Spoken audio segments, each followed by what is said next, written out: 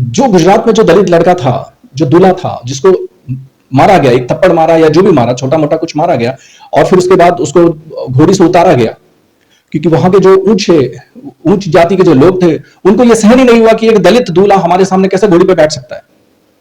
आप सोच रहे हैं आप 21वीं सदी में हैं, आपके हाथ में मोबाइल है, आपके हाथ में इंटरनेट है, सोशल मीडिया है, और पता नहीं क्या क्या है, लेकिन आज भी बहुत सारी चीजें तो रिपोर्ट ही नहीं की जाती।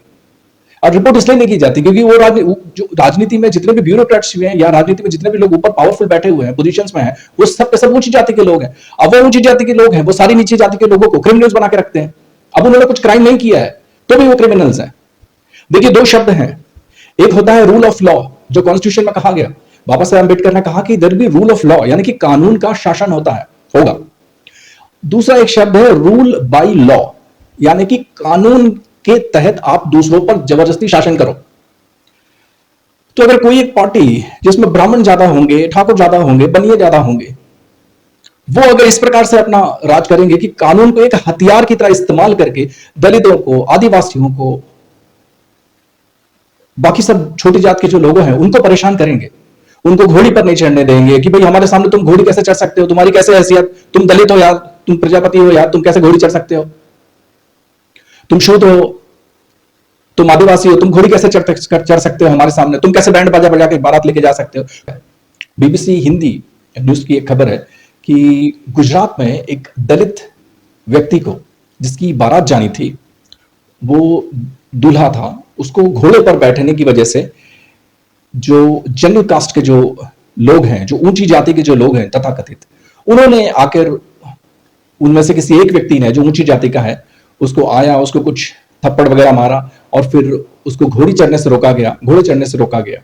इस प्रकार की एक खबर मैं सुन रहा था, जो बीबीसी न्यूज के हवाले से बता रहा हूं मैं आपको। ये न्यूज मैंने बीबीसी न्यूज में देखी,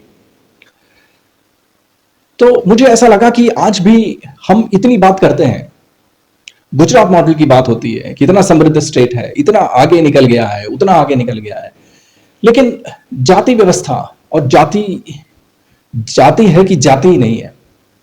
आप कितना भी पढ़ लो, आप कितना भी लिख लो, आप कितने भी इंजीनियर बन जाओ, डॉक्टर बन जाओ, साइंटिस्ट बन जाओ, कुछ भी कर लो, ये जाति व्यवस्था इतनी बड़ी राजनीतिक षड्यंत्र है जो पिछले 5000 साल से सबके सब हिंदुओं पर जबरदस्ती थोप दी गई है। इसमें से जितनी भी जातियां हैं सबको शूद्र बता दिया गया है। मैं प्रजापति कुम्हार जात से बिलोंग करता हूं, प्रजापति कुम्हार जात को भी शूद्र बताया गया है रामचरितमानस में। ऐसा भी मैंने उत्तराखंड में पढ़ा हुआ है कि ये शूद्र लोग हैं। अब बाकी जो जातियां हैं वो तो शूद्र है ही।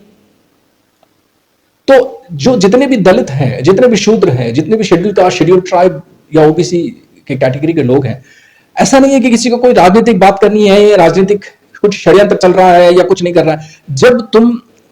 जब तुम ओबीसी को, शेड्यूल कास्ट को, शेड्यूल ट्राइब को, आदिवासी को, प्रजापति को या किसी दूसरी जात वालों को अगर तुम इंसान मानते ही नहीं हो, तुम अगर उनको व्यक्ति नहीं मानते, अपने बराबरी का नहीं मानते, तो फिर समाज में कैसे एकता रहेगी? आप कैसे सोच सकते हो कि एकता मिल जाए? देखिए, कुछ भी चीज होती है तो प्रेम से चलती है, आपस में मान सम्मान से चलती है। आप तो अपने आप को बनाना चाहते हो बहुत ऊंचा, भगवान के बराबर, और दूसरों को रखना चाहते हो नीचा, इसलिए बोलते हो नीच जात। तो हम नीच जात के लोग हैं। जो गुजरात में जो दलित लड़का था, जो दूल्हा था, जिसको मारा गया, एक थप्पड़ मारा या जो भी मारा, छोटा मोटा कुछ मारा गया, और फिर उसके बाद उसको घोड़ी से उतारा गया, क्योंकि वहां के जो ऊंच जाति के जो लोग थे, उनको यह सहन ही नहीं हुआ कि एक दलित दूल्हा हमारे सामने कैसे घोड़ी पे बैठ सकता है। आप सोच रहे हैं आप 21वीं सदी में हैं, आपके हाथ में मोबाइल है, आपके हाथ में इंटरनेट है, सोशल मीडिया है, और पता नहीं क्या क्या है, लेकिन आज भी बहुत सारी चीजें तो रिपोर्ट ही नहीं की जाती। और रिपोर्ट इसलिए नहीं की जाती क्योंकि जो राजनीति में जितने भी ब्यूरोक्रेट्स हुए हैं, या राजनीति में जितने भी लोग ऊपर पावरफुल बैठे हुए हैं, पोजीशंस में हैं, वो सब के सब ऊंची जाति के लोग हैं। अब वो ऊंची जाति के लोग हैं, वो सारी नीची जाति के लोगों को क्रिमिनल्स बना के रखते हैं। अब उन्होंने कुछ क्राइम नहीं किया है तो भी वो क्रिमिनल्स हैं। देखिए, दो शब्द हैं, एक होता है रूल ऑफ लॉ, जो कॉन्स्टिट्यूशन में कहा गया, बाबा साहेब अंबेडकर ने कहा कि there be rule of law, यानी कि कानून का शासन होगा। दूसरा एक शब्द है रूल बाय लॉ, यानी कि कानून के तहत आप दूसरों पर जबरदस्ती शासन करो। तो अगर कोई एक पार्टी जिसमें ब्राह्मण ज्यादा होंगे, ठाकुर ज्यादा होंगे, बनिए ज्यादा होंगे, वो अगर इस प्रकार से अपना राज करेंगे कि कानून को एक हथियार की तरह इस्तेमाल करके दलितों को, आदिवासियों को, बाकी सब छोटी जात के जो लोग हैं उनको परेशान करेंगे, उनको घोड़ी पर नहीं चढ़ने देंगे कि भाई हमारे सामने तुम घोड़ी कैसे चढ़ सकते हो, तुम्हारी कैसे हैसियत, तुम दलित हो यार, तुम प्रजापति हो यार, तुम कैसे घोड़ी चढ़ सकते हो, तुम शूद्र हो, तुम आदिवासी हो, तुम घोड़ी कैसे चढ़ सकते हो हमारे सामने, तुम कैसे बैंड बाजा बजा के बारात लेके जा सकते हो, तुम कैसे नाच गा सकते हो, तुम साले शूद्र हो।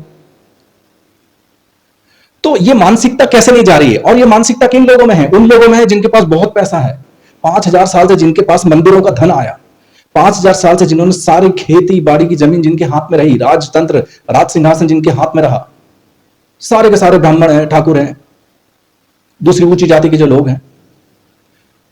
तो इससे पता चलता है, मैं कल देख के थोड़ा स्तब्ध रह गया कि बताओ ऐसा भी हो सकता है। होता ही है, होता ही है। कुछ दिन पहले कुछ वो कांड हुआ मध्य प्रदेश में, एक आदिवासी शेड्यूल कास्ट शेड्यूल ट्राइब के व्यक्ति पर एक ब्राह्मण ने सरेआम उसके मुंह पर पेशाब कर दिया। अब देख रहे हैं इन लोगों में कहां से ये हिम्मत आ जाती है, दलितों पर, शूद्रों पर इस प्रकार मुंह पर पेशाब कर देने की इन लोगों में हिम्मत कहां से आती है? इनको पता है, इनके जितने भी ब्यूरोक्रेसी में जो लोग बैठे हुए हैं, ब्यूरोक्रेसी यानी कि district magistrate, district collector, commissioner of police, income tax में जो बड़े ओहदे पर है, इनकम टैक्स कमिश्नर वगैरह, या जो नेता या दरोगा वगैरह, जो थाने में छोटे मोटे दरोगा वगैरह होते हैं, ये सब के सब ऊंची जाति के लोग हैं, मैक्सिमम ऊंची जाति के लोग हैं। तो जब कोई छोटी जाति वाले के व्यक्ति का कोई केस जाता है, यहां तक कि अदालतों में भी जो जज हैं, आपको ज्यादा से ज्यादा मैक्सिमम वो ऊंची जाति के लोग ही मिलेंगे। छोटी दलित जाति के या schedule caste schedule tribe OBC के जज वगैरह तो बहुत मुश्किल से मिलेंगे, बहुत मुश्किल से, बहुत कम संख्या है। मैं ये नहीं कह रहा हूं कि नहीं है, पर कंपैरेटिवली संख्या बहुत ज्यादा है उनकी। अब क्योंकि संख्या उनकी बहुत ज्यादा है, हर जगह वही बैठे हुए हैं, तो उनके लोगों को सजा होती नहीं है। वो कितना भी केस लगा दो, आप कुछ होने वाला नहीं है। पहले तो थानेदार केस रजिस्टर नहीं करता, केस रजिस्टर करता है तो फिर अदालत में जाता है तो वो चलता ही रहता है 10 साल तक। जज को भी पता है मेरी जात का आदमी है, अगर जज ब्राह्मण होगा या ठाकुर होगा या दूसरा कुछ होगा तो वो भी टरकाता रहता है कि जाने दो, हमारा क्या है, ये तो दलित है, ये तो शूद्र है, इनको तो मारना, प्रताड़ित करना, घोड़े पे नहीं चढ़ने देना, इन पर अत्याचार करना, ये सब तो ऊंची जाति के लोगों का अधिकार हो गया है। बाबा साहेब भीमराव अंबेडकर के संविधान के होते हुए इनका अधिकार बन गया। ये कहीं भी किसी के ऊपर भी मूत सकते हैं, कहीं भी किसी को भी गोली मार सकते हैं, ये किसी पे भी कोई भी केस दर्ज कर सकते हैं। ये छोटी जाति का आदमी है, कुछ भी उठा के कोई भी केस दर्ज कर देंगे। तो अभी छोटी जाति के जो लोगों के साथ है ना, जो शेड्यूल कास्ट शेड्यूल ट्राइब, उनका तो जीना मुश्किल सा हो गया पिछले कुछ सालों में।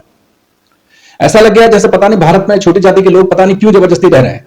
देखिएगा आप वो वीडियो, मैं चाहता हूं कि आप बीबीसी न्यूज का वो वीडियो देखिएगा, उसका लिंक मैं डिस्क्रिप्शन में दे दूंगा, आप देखिएगा। एक दिल दहलाने वाली घटना है, एक दुख करने वाली बहुत बड़ी दुखद घटना है, जिसका कहीं कोई जिक्र नहीं कर रहा है, कहीं कोई, क्योंकि छोटे लोगों के पास कहां है पैसा है, कौन पैसा देगा? कि हमारे छोटे लोगों के पास पैसा कहां, ना तो पैसा है ना तो कुछ है, हम कहां किसी को क्या क्या दे सकते हैं। तो जितने भी शेड्यूल कास्ट शेड्यूल ट्राइब और ओबीसी कैटेगरी के जो लोग हैं, उनसे अनुरोध है कि आप इनकी मोहमाया से दूर आ जाइए। अब समय आ गया है कि ये जो ऊंची जात है ना, उनको उन ऊंची जातों को उनके धर्म के साथ छोड़ देना चाहिए कि भाई तुम और तुम्हारी ऊंची जात और तुम्हारा धर्म दूर से नमस्कार है भाई साहब, तुम अपनी जात व्यवस्था अपने पास रखो, हम नहीं मानते तुम्हारी जात व्यवस्था। धन्यवाद।